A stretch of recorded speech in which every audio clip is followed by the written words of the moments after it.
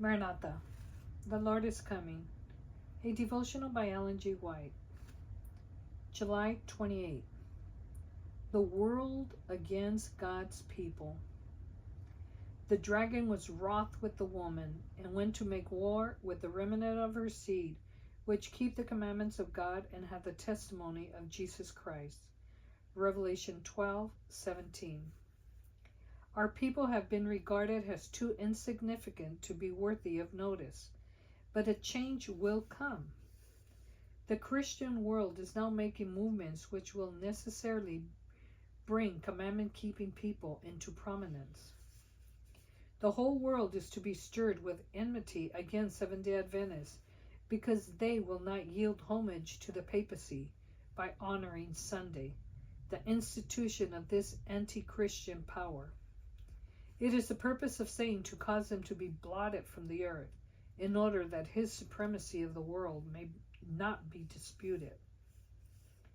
Every position of truth taken by our people will bear the criticism of the greatest minds. The highest of the world's great men will be brought in contact with truth, and therefore every position we take should be critically examined and tested by the Scriptures.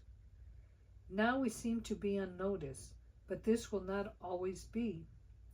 Movements are at work to bring us to the front, and if our theories of truth can be picked to pieces by historians or the world's greatest men, it will be done.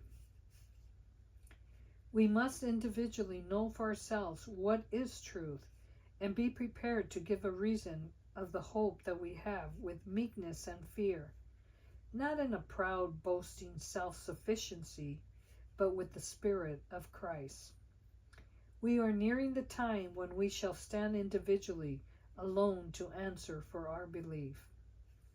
We shall be attacked on every point. We shall be tried to the utmost. We do not want to hold our faith simply because it was handed down to us by our fathers.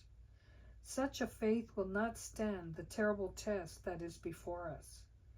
We want to know why we are Seventh-day Adventists, what real reason we have for coming out from the world as a separate and distinct people.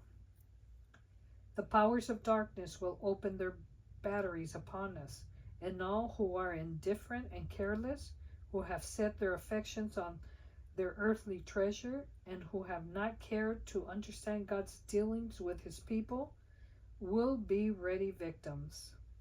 No power but a knowledge of the truth as it is in Jesus will ever make us steadfast. But with this, one may chase 1,000 and two put 10,000 to flight.